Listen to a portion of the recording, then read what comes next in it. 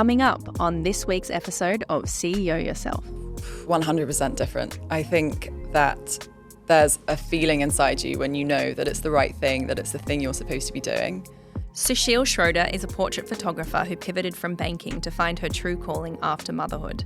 She is a passionate advocate for maternal mental health and supports women to embrace life after children. On today's episode of CEO Yourself, we deep dive her CEO superpower, strength. Susheel, welcome to CEO Yourself. Thank you so much for having me. Thank you so much for being here. Your story is so inspiring and I can't wait to share it with our audience. Tell us how you went from being in banking to being a portrait photographer. Well, I've said this to you already, but I have to say it again. I love this podcast. I just think it really speaks to the phase of life that I'm in, and I know a lot of my friends are in. So thank you so much for having me. It's such an honour to speak with you. Yeah, so I had always wanted to do something creative. I'd always wanted to go to art school and kind of explore that path. But culturally, my dad's Indian, and he was very focused on us being very academic and studying hard at school, which as an adult, in hindsight, I really appreciate because it gave me such a good work ethic. But so the focus wasn't really on creative kind of careers. It was more on get a good education and then do what you want afterwards. But, you know, the idea is it'd be great to be a lawyer. So I went to university, I studied law. I then did an internship at Goldman Sachs, went there, got the job, went there, kind of knowing all the way along that it wasn't really right for me, but kind of, I think you're expected in that kind of pathway to just keep going because that's the end goal. Like, why are you there studying something at that kind of university? So that you get a good job, so that you can sit at a desk for like 15 hours a day. And it just wasn't what I was meant to do, and I knew that. But once the train's on the track, it's very hard to step off, isn't it? Exactly. And there's the expectations grow and grow and grow the more you carry on with it, because suddenly you're putting expectations on yourself that you end up in this cycle of, okay, well, I'll give it one more year because then I would have achieved this or I would have got that title. And then your one day identity becomes bound with where you're at too. Especially at a place like that where you are there for so many hours a day and it kind of becomes entrenched in you that that's your identity and that's how you value yourself. But anyway, people at investment banks like that either do a marathon or a sprint, and I definitely only did the sprint. And from there, I moved into another finance job, but it was quite short-lived because, again, I just knew that it wasn't right for me. And from there, I met a film director at a screening that I went to. And after these screenings, it's pretty common, they hand out like questionnaires. They're like, what did you think of the film? It's still in post-production. Like, was there anything you liked or didn't like or whatever? And I sat there for half an hour scribbling all these notes and like, here's my view on this and here's my opinion on that. And everyone else is like, I thought it was good or didn't think it was good and left. And so afterwards, the director gave me a call and he was like, why did you write all these things? Like, you have so many opinions on this. And I was like, well, I just have these thoughts about it. And he was like, let's meet. And at the end of that meeting, I was like, I'm done with finance and I'm going to start working with this director. And we're going to work on developing these films and it's going to be amazing. And so I did that. And I kind of think that the day I decided I was done, I was just done. There was no turning back. So I took whatever savings I had and then worked with Richard for a couple of years. We developed some amazing projects. And in fact, I'd met one of my now best friends, Francesca, at the Cannes Film Festival while I was there as part of a project we'd been working on.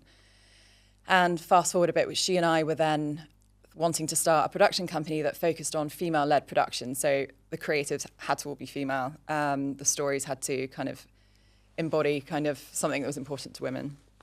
And it was at that point that I found out I was pregnant. And I called my mum and I was like, Mum, I'm too young for this.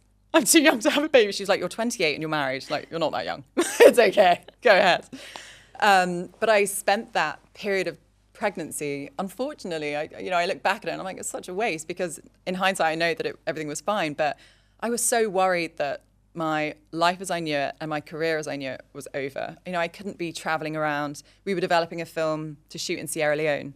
We'd have been there for 6 months. I couldn't have done that with a young baby, or in Japan, we're developing another project, or traveling around meeting investors or trying to, produce things that just wasn't going to work with what was coming next for me. And it wasn't until I had my son and then was looking for a photographer that I wanted to take photographs of us. I just couldn't find someone that I really loved the style of. I really love quite a natural sort of editorial style, but still sort of capturing the moment. And family photography was then, and still now for the most part, very traditional, much more posed, much more studio-based. And the thought of going to a studio 10 days after you've had a baby with this tiny baby just was not my idea of a good time. So I asked a wedding photographer actually to come take some pictures for us. And she was amazing. She got some lovely pictures, but it sort of made me think that I can't be the only one that feels like this. And then some friends told me the same. So I started to take a few pictures for them. And I got a big camera when I was pregnant. Actually, it was when I was with Richard developing that thing in Sierra Leone for a few weeks. And we borrowed this camera, this Canon full frame DSLR. And when I started taking pictures of it, I was like, oh my God, this is how I see the world. And I'm finally able to capture it in a way that I can show people.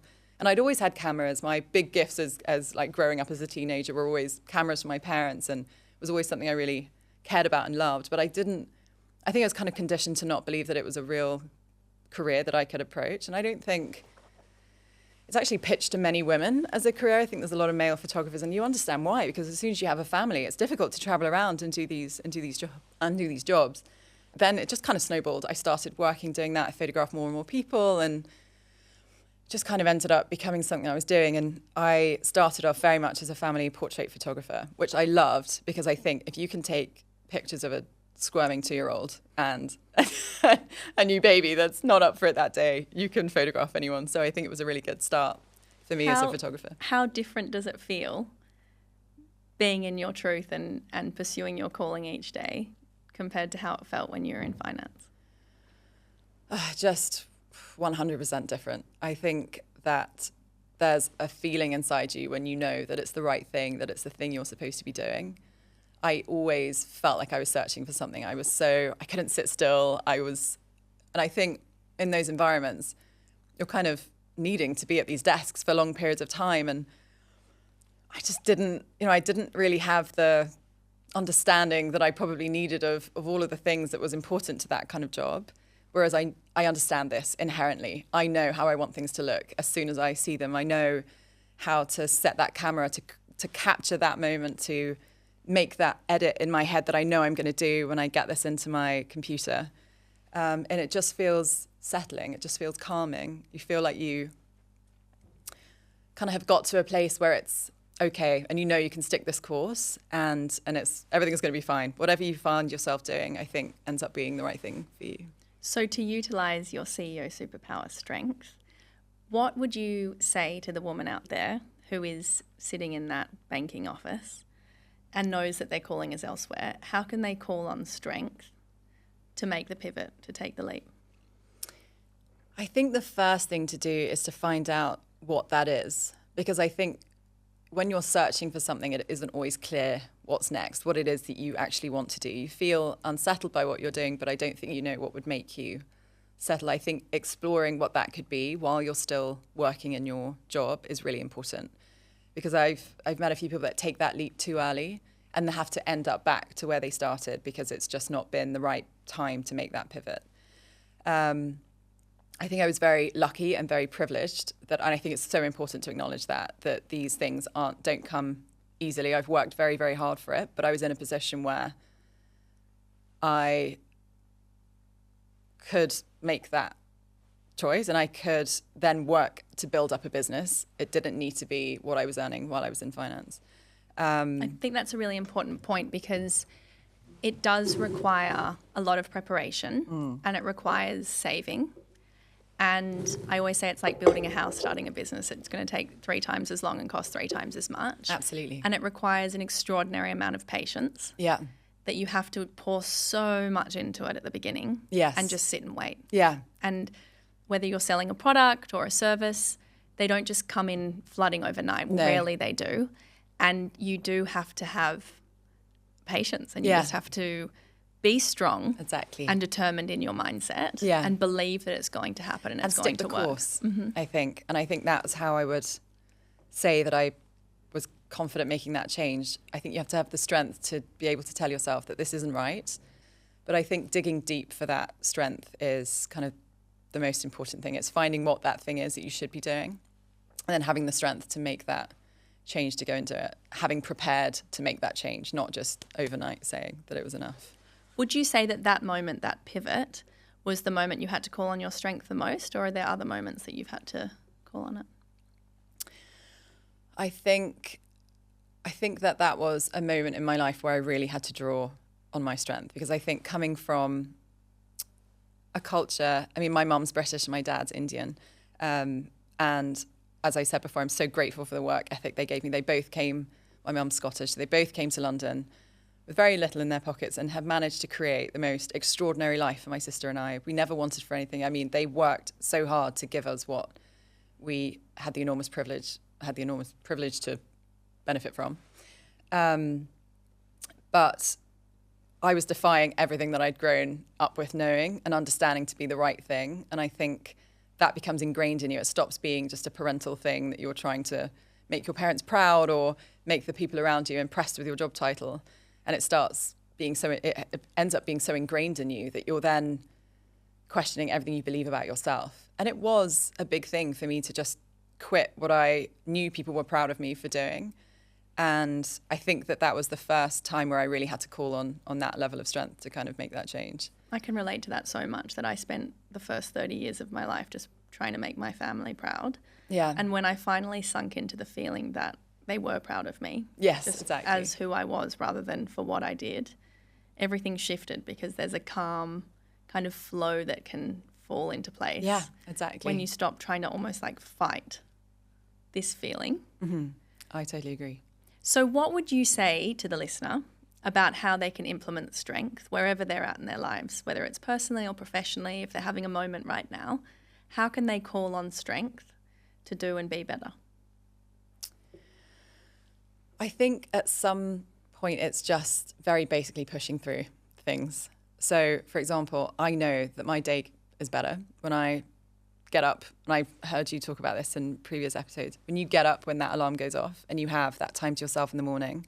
And I think whether you have kids or whether you don't, I think that time in the morning is really precious. And I'm not a morning person, so it's not natural for me.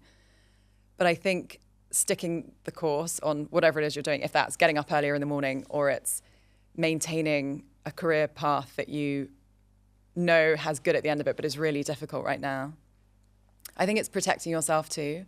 So making sure that you have the tools to be strong. I know that if I get up in the morning, I have some time to myself, I do a bit of exercise, I take some deep breaths, I eat well during the day, I manage my stress levels, I know that I have more strength to draw on to make the decisions I need to make that day, or to stay up late that night editing, finding what your tools are that help you be stronger, and then making sure you implement those, even though you wake up super tired, or, a long night with the baby or a late night working. It's just, I think, digging deep and doing what it is that you should be doing. What resonates so much for me with what you've said there, and something that I want CEO Yourself to be about, is finding ways to implement the practice that are realistic for you. Because exactly. I think there's so much preachy kind of content out there about, get up at 5 and meditate for the first 15 minutes and then do your affirmations for 15 minutes. It's not realistic, especially once you have kids. And even if you don't have kids, if you have a busy life and a busy career, it's finding little ways to implement it in your own way. So it could be that, whilst you're brushing your teeth, you say to yourself, I am going to have an incredible day. I am a good mum. Yeah. It doesn't need to be that you sit, I often say, in a meditative position with a candle burning. Yeah. It can be in little moments throughout the day. Exactly. Like that slightly healthier choice, you know? Something I've done recently is, I know you love coffee like I do, but shifting to decaf after the first in the morning. If I have to have another, have a decaf. And it's such a tiny change, but it does make me feel better. Absolutely. I did the exact same thing. Or a matcha, do a little shift in the day. I did the exact same thing. And honestly, I think it's changed my life that I don't drink so much caffeinated coffee anymore. I just feel calmer. I feel like I think because when you're tired, you think that that's the thing you should reach for. But I think it can almost make you feel worse, because then you feel a bit wired, and that can almost make you more tired. But exactly that. And I know that I have this, I want to get up at 6 and I want to do 30 minutes of exercise. And then I want to make the kids breakfast so they get up. And then I want to have a coffee by myself. That doesn't always work out. The baby normally wakes up with me. So I'm trying to do some Pilates with him, like crawling all over my face, and it's like, okay, it didn't like fully work out today, but I tried. And being kind to yourself. Some days you do, Yeah. like I say to my husband, I just do not turn on the alarm. I just need that extra 20 minutes if we can get it. And if a child doesn't come running into the room. Exactly. Just knowing when it's time to just let yourself have those moments. It doesn't need to be so strict and regimented. No. I think it's good to have a routine, but I think exactly that. You need to know when to give yourself space to not be quite as strict with that routine. Like I know if I've been up really late editing the night before, and now is my busiest period, so I've had a lot of that, I have to just say, no, I'm not going to do that tomorrow morning. And actually I'll feel better for not doing it. But there's still a part of me that I think you can get attached to these routines and these things that you kind of put on yourself. So it's almost being exactly that, kind to yourself and knowing that you don't have to do that every single day and you're still making a good decision for yourself. Now, something we've bonded over, which I feel so strongly about, is that becoming a mother for me cracked me open in places that I'd kind of tried to plaster, and it has changed me irreversibly. Yeah. And I love the quote that when you give birth, you meet the baby and you meet a new version of yourself. Yeah. And that's something that we've spoken about at length, is the new woman that you become and the fears and anxieties around who you're going to become, because you know a change is coming when you're pregnant, but you don't know what's ahead. You're passionate and an advocate for women and mental health for women who are journeying to becoming a mother or going through birth or the beginning of motherhood. Talk to me about your feelings on motherhood and the journey that is and the transition with your career. So as I touched on before, I think I spent that first pregnancy really worried and really in the depths of an identity crisis about what was coming next. And I wish I could have told myself then that it was all going to be okay, because it was, a really fraught time. And I knew I was so lucky to be in this position of having this healthy baby. But I think it's also okay for us to admit that that still comes with its, worries and concerns and fears about what is coming next for us. I think that finding something that I was always meant to do after I had children, is a message that I'd love to share with women who have either had a child yet, haven't had a child yet, or in that period of thinking about having a family or are pregnant now. It's going to be okay. It doesn't signal the end of, to be honest, it did signal the end of the career I had then, but only to give me the career that I have now, which is always what I was supposed to do and what I love more than anything else. It doesn't feel like work to me. And it's as if I'm speaking. It's literally exactly how I feel. Exactly. I mean, I think I would love to share that story, because I think for so many women, it is a period of huge uncertainty. But I think, again, harking back to kind of what we were talking about strength, it's knowing that you'll find where you're supposed to be afterwards and you'll find your identity again. And I mean, it's such an enormous transformation from womanhood to motherhood. There's a term coined by a psychologist in the 70s called matrescence that defines that period of time, that mental, the physical, the hormonal, psychological changes that we go through. And, she spoke about how all of that is very much at the same level as it would be from childhood to adulthood. And we give adolescents so much consideration. I mean, oh no, they're doing that, they're a teenager. Oh, okay, it's their hormones. Oh, okay, they feel like this. We get very little of that. We get very little consideration as mothers in a Western society.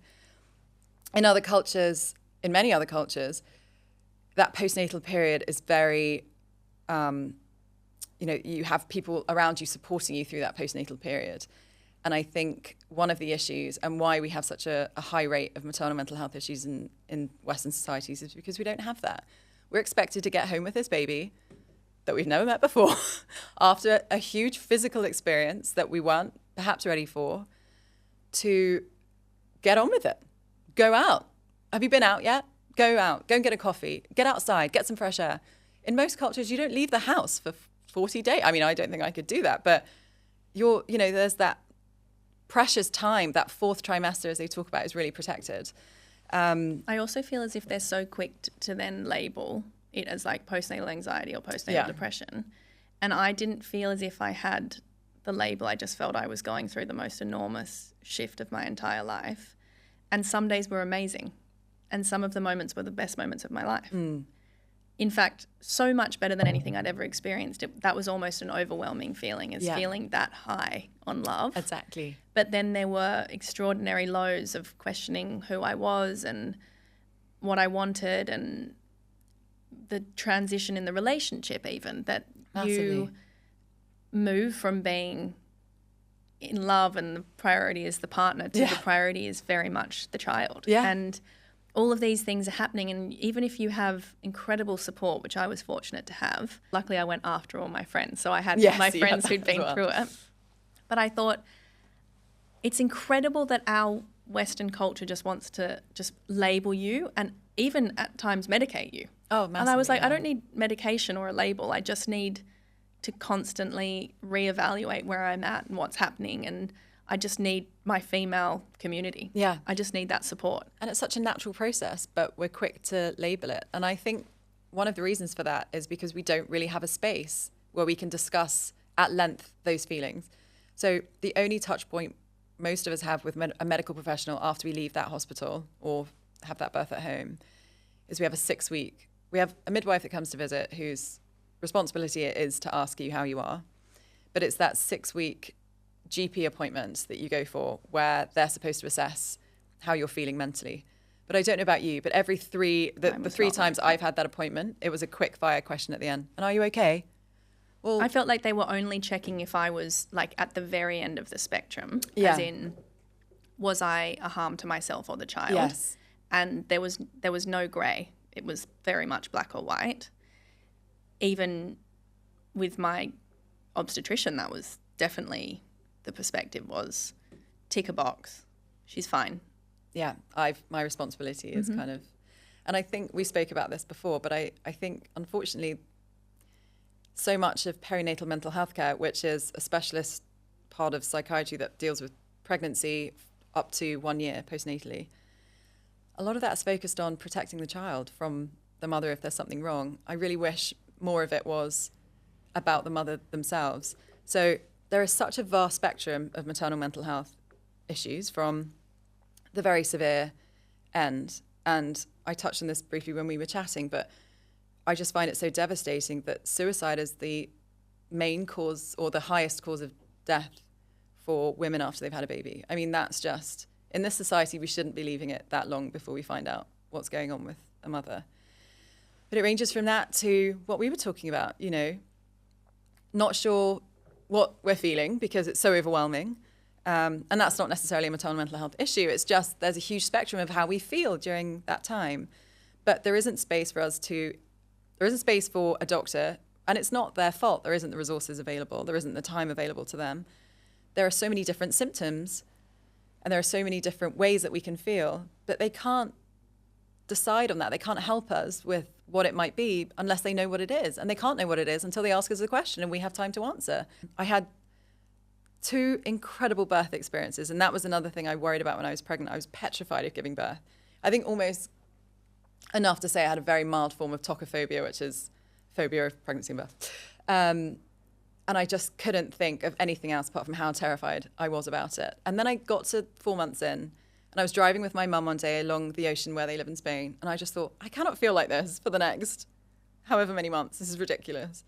And so I got really deep into kind of learning about hypnobirthing and learning about the physiology of birth, because we actually don't know very much about it. I mean, when you think about it, our first introduction to it is kind of a grainy video from the 80s when we're like 9 years old, sitting with little boys in a class, learning about that, which also starts off this cycle of feeling quite shameful and it kind of being a quite hidden thing with the boys giggling in the corner and you're like, oh God, is that going to happen to me when I'm grown up? That doesn't look great. And my mum also had a pretty tricky birth with me, so there's a lot of language around that then I sort of had ingrained in me that kind of became a worry for me. And I just wanted so much to not have that kind of experience. And in the end, I just had this incredible birth. And I remember a woman years ago before I had kids saying, I meditated through birth. I just breathed through it. And I was rolling my eyes like, oh, that is not possible. I should be quiet. But then I was one of those annoying people that then could say that afterwards. And then when it came to having my second son, I just assumed it would be the same. And so I didn't maybe spend as much time preparing. But I don't think it was that. I think in the end, it was who was around me. And I'm sure you remember from your birth that you're so open, you're so vulnerable. I mean, we have this reptilian brain thing going on at that point where we're like, are we safe?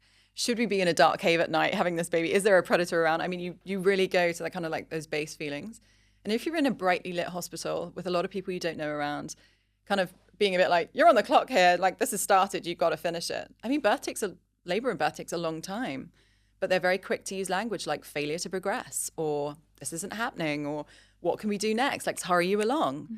We don't need to be hurried along. We need to be given the space and consideration, not only for the physical health of us and our baby, but our emotional well-being. And I wasn't given that during the second birth. It was dealt with very badly. And I won't go into any detail. I know it can be very triggering for women to hear those things, but I then had PTSD for a year afterwards. And I'd already started a project on maternal mental health before that. But it gave me an empathy that I didn't have before. So if there could be a silver lining to that, it would be that I could connect with these women on a different level after that. I then went on to have an amazing third birth. And I had a lot of women reach out to me on Instagram and say that they were in the same position. They'd had a really difficult birth and they were thinking about having another child, but they just couldn't get their head around how that would be.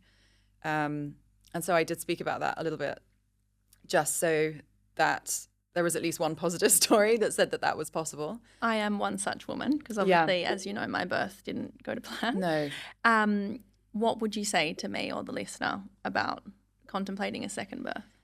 I think it's a process. I mean, in the beginning, I couldn't cross the hospital threshold without bursting into tears. I just there's something physical. It's so involuntary, but it was so physical in me, I just couldn't go past it. Mm-hmm.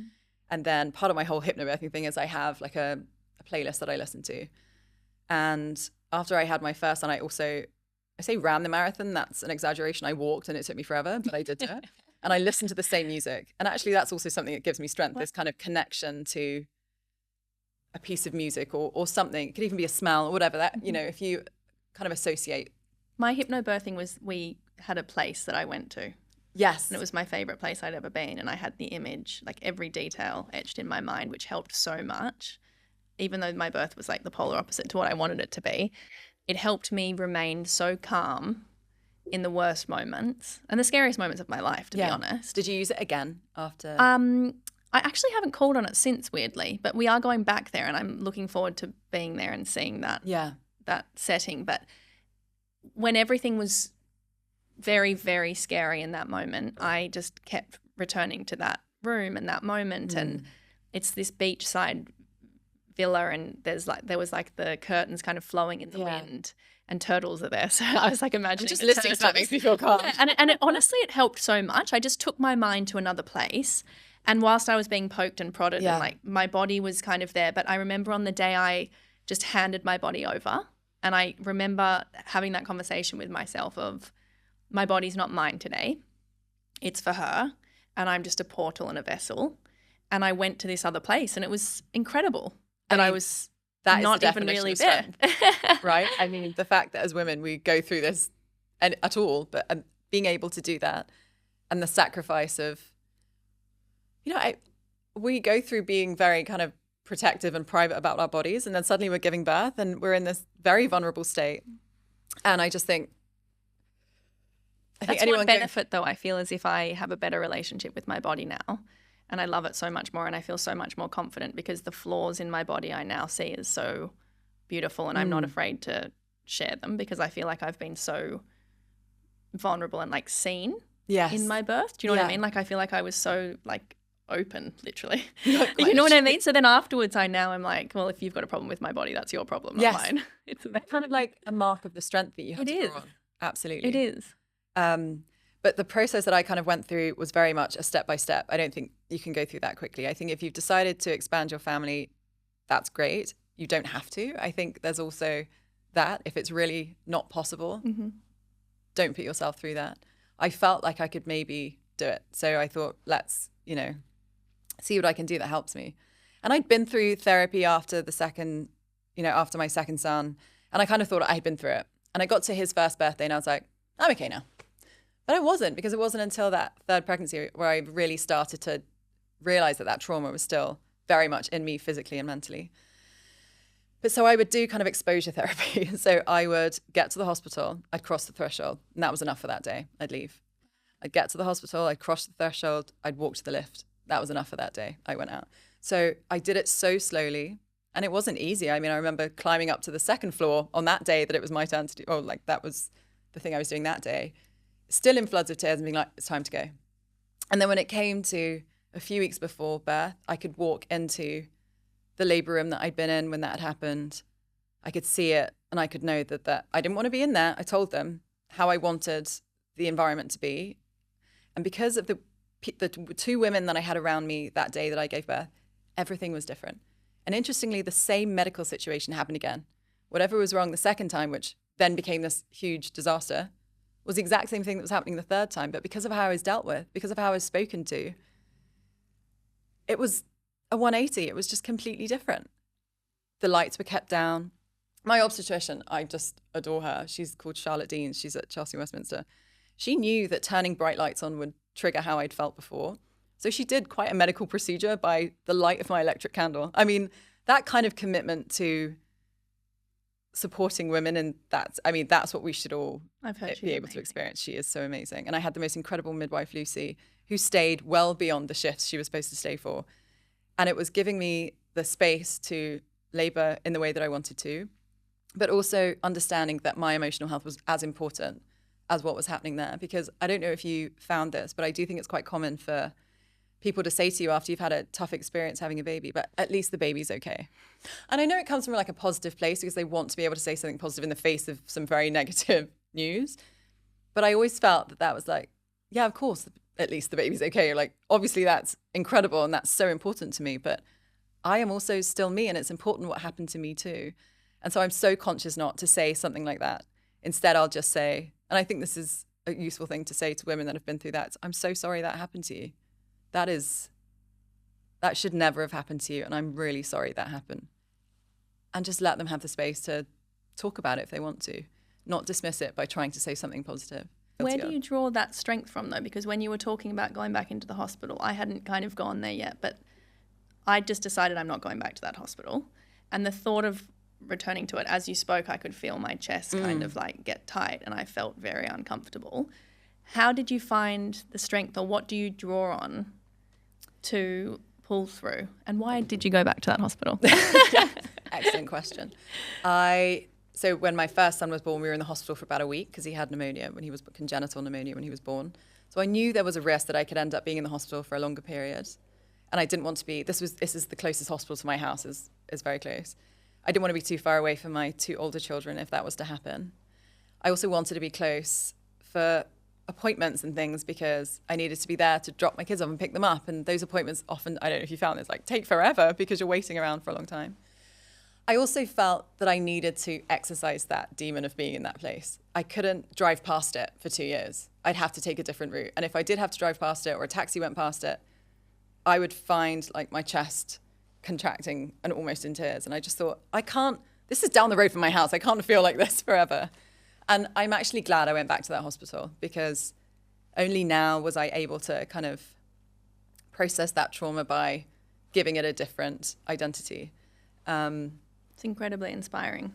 And I think I definitely have to take a leaf out of your book. I think even if you don't go to the same hospital, visiting the same place in a different mental state and seeing that place, but from the perspective of how far you've come since then, I think it's really important. I think that exposing yourself to those things is really difficult. Do it in really tiny steps, but do it for your own benefit, nobody else's, because unless you take yourself there, I don't think you can go past it. I know we both want to share a really positive message to the woman out there who's contemplating pregnancy or is pregnant or has just given birth. What's the message that you want to share to that woman out there listening? I think it's that you have entered you will enter a new phase in your life, but that phase can be the best phase you've ever been through. Having a young child is not easy, but it's also so beautiful. And you have these moments where you're like, this is why we're alive, you know? I don't think it's the only way you can feel that. I don't think if you don't have children, you'll never feel that way. That's not what I'm saying at all. But I think a message to women that are thinking about a family or are pregnant or wanting to have a baby is that it doesn't have to be scary. There are different ways to give birth than the ones you've heard about. There are positive stories. There are positive stories after birth about, like, I think we're good at, we're an example of that you find something that you really love. And because your time is more precious, it has to be worth the guilt, right? If you're going to leave your child, you have to know when you're on the way to that job or to use that passion in some way, you have to know that it's part of your purpose, and therefore what you're doing is worth what you're doing. I mean, I still think that sometimes. I know what I'm doing is what I'm supposed to do, and I love doing it, and I have my kind of why I do it. But still sometimes I'm driving to a job and I'm like, why am I doing this? Why is someone else at home looking after my child? They'll never be this young again. What am I doing this for? And I think you have to draw on the person you were before, the things that were important to you before, and remember that you are still that person. And the things that were important to you then are still important now and are still important to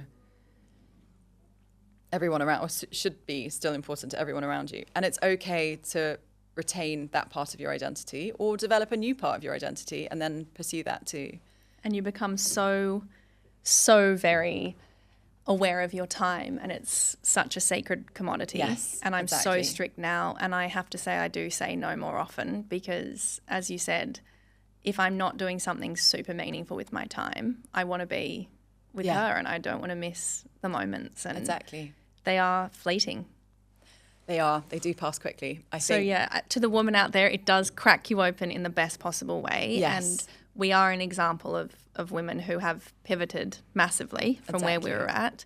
And motherhood has pushed us into the place that we're meant to be in a beautiful way. And the transition, I can only speak for myself, but was incredibly difficult to make those decisions. And it took me perhaps longer than it should have. But there's a voice within that gets a lot louder when you have a child. Massively. That can't be ignored. No, because they're looking at you. They are. But you also, I think, want to be able to make them proud of what it is that you've done. We were talking before about how I recently went into my son's school to talk about being a photographer, and I brought all my cameras, and he was so proud to tell his friends, my mummy's a photographer, and he was allowed to give my cameras around to all his friends, and he was so proud, and I love that. My mum has always said to me throughout my life, make sure there's still something for you. You can be a good mother, but you can also have something for you that's important to you and develops a really important part of yourself. And also, I think there's an expectation on us, and it's reflected in how little support women get from the government for childcare, that we're supposed to just pause our lives. Are we supposed to pause our lives until our youngest kid goes to school? That can be for me, that would be like 11 years, 12 years. I mean, and then try and get back into the workplace or try and start a business. I think,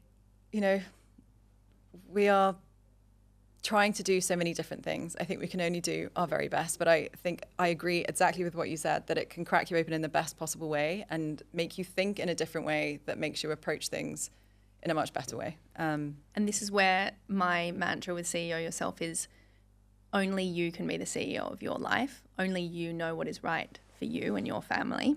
Exactly. For me, I went back to work way too quickly. I felt immense pressure to do so. And now every single day, I'm constantly assessing and monitoring, is it too much time at work? Is it too much time, with my husband? Is it the right amount of time with my daughter? Like, it's a constant reevaluation. And I don't think you can ever get it perfectly right. I think there's always something that has to give. But I think in respecting yourself and your time and checking in with yourself, you can become the CEO of your life, whatever that looks like. Because for some women, it might look like taking 11 years off. And if that works for you and it makes you happy, that's perfect. Absolutely perfect. Exactly that. And it's just what's right for you. Exactly. What's right for you, what's right for your family. And I think that balance is a daily kind of reassessment because, like you said, we're never going to be able to do it all. I think whoever said this, women can have it all, was not doing us any favors because we can't have it all. We can't be present mums that are there 24/7 while having a career and trying to create something, while being there for the rest of our family too. I try and make my work around pick up and drop off because that's good. But then I know that I spend the afternoon with them, but as soon as they go to bed, and sometimes my husband puts them to bed because I don't know if you find this, but whenever I put them to bed, I'm like half asleep by the time they're reading asleep. the books and everything. I'm like, oh. So I'm like, no, I have to work tonight. I have to edit. And I'm so dedicated to each shoot that I do. It takes me hours to edit. It's so inefficient, but I feel it's how I get to that point where I'm proud of the gallery I deliver to my clients. But I know I need to spend hours on that. So I know that I need to sit that evening and do that. And if that means that, it'd be great to do that during the day, but if I have my baby with me, I can't do that. We have an amazing nanny who helps me 3 days a week. I mean, it's, I think, important to say too that we have support doing these things. It's not possible to have this balance when you have very little support. And I think in London, it's unusual to have all of your family around you. I have more admiration for single mothers and oh my gosh, and working mums than I ever had before, because even for me, if I have help, it's still so overwhelmingly challenging each day to navigate what is right and to find the time to be a good mum and to do good work. Yeah, and take care of yourself as well. It's really Eat well, important to exercise, acknowledge do all it. of these things. Yeah. There's two things I want to touch on. One is your why. I know you're very passionate about the book Start With Why. What is your why? So I'd say I have two, which is maybe not what this guy wanted when he wrote that book. But I'd say and this is just talking about my career, I'd say that I want to be able to give people, I think we live in a very image-driven society now, but I think this has always been important, that taking a good portrait of someone finds something in them that they may not see themselves. And that is so beautiful. And that's not just in an aesthetic way, but it's finding the depth of a person and being able to convey that through a photograph of themselves. I think for me, that really drives me, because it's not just the mothers that I'm photographing who I want to feel seen, because so much of that work of motherhood is so invisible. And we're always the one taking the pictures. We're going to look back at this time in our lives and be like, where were we? Did we just give birth and leave? I mean, that's so common. And so I feel so privileged to be able to capture this time in women's lives for them, to help them see how they engage with their children, how their children look at them, how they look at them, and to make that beautiful and something they want to put on their walls is such a privilege for me. But alongside that, I take portraits of women without their children, of course, and being able to give them something that inspires confidence in them or helps them see themselves in a way that they maybe couldn't see themselves without that really inspires me. Also, just to share how I see the world. I think the world is so beautiful and I love being able to capture it. And I'm doing that a little bit more now with some different creative opportunities that I have. The kind of higher purpose, and I don't know if that's the right way to describe it, but the other why that drives me to do this job is encouraging the conversation around maternal mental health, having children, because I think so much of it is kept so quiet within ourselves. It's not easy to have these conversations and I think what we're doing now is exactly what we all need to do more of. It's making us feel more comfortable. It's perhaps, I hope it makes even one person listening to this feel more comfortable to say, I'm not feeling great right now, and this is what's going on with me. Let me go and see a doctor. Let me see if I can get some help. Or let me just talk to a friend, because it can be as simple as someone listening to you say, I've had a really terrible time this week, and this is how I feel. I feel really overwhelmed. I feel anxious. And if you feel like that and you're listening, whether you're a mother or not, I had to do this last week. I got terrible food poisoning and I had to cancel, honestly, like 3 days worth of stuff. And the type A in me was really overwhelmed and struggling with that. And actually, I just was very honest with people. And I just said, I can't do it. And everyone, of course, was so understanding. And I just had to have a few quieter days. And I think that is a key to it, is just say no, cancel things, be honest with people, or don't be honest. You don't even need to give people a reason. Take time for yourself. I think when you're feeling overwhelmed or anxious and life is chaotic and busy, don't be afraid to just put your hand up and say, I just can't do it right now. Yeah. Whatever that thing is. Yeah. Because the value of just cancelling a dinner and having an early night in and having a bath and going to bed is indescribable. It's so valuable. It can be as simple as that. It's protecting yourself. Yeah. Yeah. Being honest with yourself and the people around you, whether that is, I just really need you, to a girlfriend. I really need a glass of wine and to chat to you and tell you where I'm at. Exactly. And I think a lot of women that I've met through my work don't feel comfortable having those conversations, but we end up in quite an intimate space. I'm there with their very young baby, or I'm there when they're pregnant. We have these conversations, and sometimes they open up to me in a way they've never told anyone before about the experience they had psychologically after they had a baby or during their pregnancy. And I just feel it's a shame that that stigmatization is still so prevalent. And I did a portrait series a few years ago, and I'm kind of starting to get to it again. I had to take a pause while I was having my son because it could be, I feel very empathetic to all of these stories and I take a lot of it on, and I had to just kind of create a bit of a space.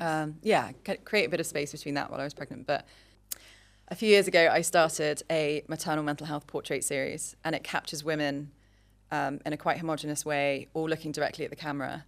And I wanted it to encourage the audience to look directly at them and ask what this was about. And they also gave a short testimony of what happened to them. And I want, if I can have at least one woman look at those images and feel less alone and feel able to voice how they feel, I think whatever I have to do to make that the case is so worth it, because I felt so alone. And I wish I'd had the courage to talk more about it. And that's even within the context of understanding this so much and spending so much time on it. And I hope that the work I can continue doing on that really fulfills that purpose for me, which is to make women feel more seen, I think. It's such meaningful work that you do. Thank you. Oh, thank you. I want to quickly short fire run through strength, because it is such an important CEO superpower. And whilst you've been chatting, I've been thinking about what I call on to find strength. And I think the breath is incredibly important. My network, what are your quick fire suggestions to people out there to call on their strength? I think breath is very important. I know when I'm feeling overwhelmed in a moment, if I can just take a minute to slow my breath down, take some shorter inhales and longer exhales, that really centers my mind and it helps me make better decisions. I think taking care of yourself is really important. Eating, I know when I eat better, and as we were talking about, get up, do something for myself in the morning, take my time to do things. I'm always rushing around, and I always get things wrong when I'm rushing around. If I just take that moment to find the strength in going slower, I think that always works better for me. So you've talked about your why. What about your why not? I think I realized that was such an important question for me, because I like to say, I never accept no for an answer. But actually, sometimes it's okay to accept no for an answer, as long as you've asked, why not? And for me, I've had examples of that through my life, where if I've been turned down for something, I go back to ask the question, why I wasn't right for that. And actually, the answer is sometimes so much simpler than we expect. And it's something we can adjust and change and go back and ask the question again. And the answer is yes. Getting a job at an investment bank, to me, I can't say was my life's dream, but it was definitely an achievement for me. And I remember being at university and friends of mine being at the London School of Economics, really focused on economics and wanting to be at these banks more than anything, talking about these internships in the summer. All I heard was, you'll earn £7,000 for the summer. And I was like, what? I'm there. What is it? They were like, you won't get into these things because they're for economic students that really care about finance. And I was like, what's the hardest one to get into? They're like, Goldman Sachs. What's a good backup? Okay, I'll apply for those. If I don't get it, doesn't matter. And I got it. And I think asking why not, why wouldn't I be right for that? Sometimes we don't take the steps that we need to take until we've asked ourselves why not. Susheel, this was such an incredibly important and meaningful conversation. Thank you. What is your legacy piece of advice? I think it would be to find something that you love and then be really informed about that. Think about it, be the best you can possibly be at it. I am such a prepper. I prep everything. I have my notebook with me. It's in it. Because I sit and I think about everything that I am passionate about and that I want to achieve. And I think as well with photography, it's not an easy industry. There's a lot of competition out there. But I decided in the beginning what I wanted to achieve. And I changed the goalpost of that all the time. But I got there because honestly, it looks on Instagram like I just swan around on holiday, but it is hard work. It's me sitting in my yoga pants at midnight editing. It's me caring so much about everything that I deliver because I want everyone to feel that I considered their images more than I've considered anything else. So it would be that I think find what it is that you really care about. It doesn't need to be for work. It doesn't need to be a business. It can be a hobby. It can be a way you want to live your life. Sorry. But just stay on that course and try to be the best you can possibly be at that. And that is why you produce such meaningful and incredibly high quality work. Thank you so much. Thank you so much for being here. Where can the listener find you and how can they work with you? I am on my website, susheelschroder.com, and I'm on Instagram at Susheel Schroder. You can contact me through there or through my website, and I will get back to you very quickly. Amazing. Thank you for being here. Thank you for having me. It would mean the world to me if you would share today's episode with someone you feel would enjoy it. And don't forget to hit subscribe, like, and leave a comment.